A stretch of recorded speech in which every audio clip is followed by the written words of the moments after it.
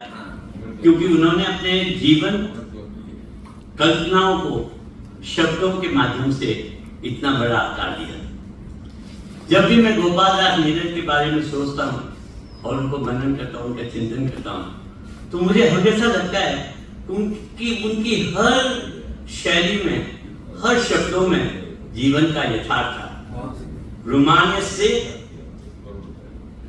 आध्यात्म और यथार्थ का ये प्रयोग जो उन्होंने किया वो वाकई हमारे जन जीवन का आधार बन गया है। तो जब गोपाल दास जी नीरज को मैंने एक टीवी प्रोग्राम के दौरान सुना था, तो मैंने देखा कि उनका जो उर्दू और हिंदी दोनों के ऊपर समान अधिकार था और उन्होंने हर प्रयोग में उर्दू और हिंदी को ऐसे संभालित किया कि वो एक नजाकत बन गई साहित्य की। तो उनका जो ये गीत था उसका प्रयोग मैं यहाँ पे करूंगा। अब तो मजहब कोई ऐसा भी चलाया जाए जिसमें इंसान को इंसान बनाया जाए। जब ये बात सुनी तो मेरी कलम चल पड़ी और उस कविता को आपके समक्ष पेश कर रहा हूँ, जिसमें उर्दू और हिंदी का सम्मिश्रण जो है उसके बारे में मैंने अपने ये जो भावार्थ दिए हैं वो मैं पढ़ रहा हूँ। हिंदी और उर्दू का रिश्ता अनोखा,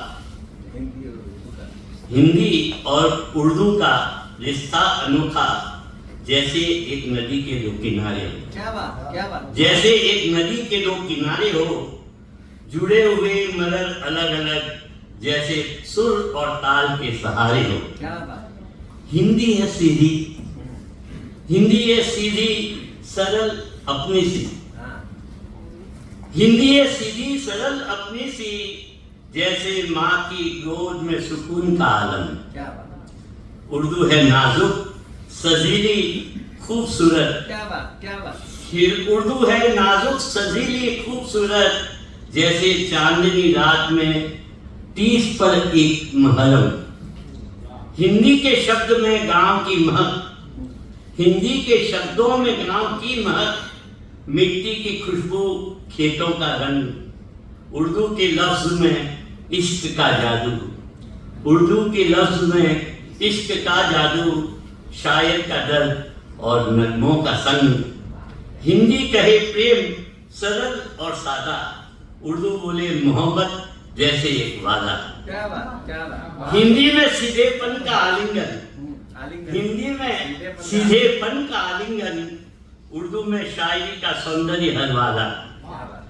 दोनों की जड़ें एक धरती में, दोनों की जगह। दोनों की जड़ें एक धरती में, दोनों का आसमान एक है।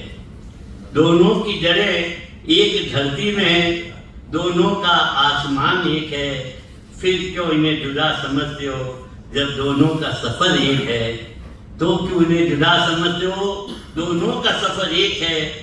हिंदी और उर्दू अलग नहीं साथी, हिंदी और उर्दू अलग नहीं साथी, बस लहजे और लिबास का फर्क है। एक दिल के करीब दूसरी रूह के पास। क्या बात। क्या एक बात। दिल के करीब दूसरी रूह के पास, दोनों जुबान में बसा सारा अर्श है। क्या बात। तो नीरज जी को जब मैंने 8 बजे के अंदर पहले बार सुना, साक्षात्कार हुआ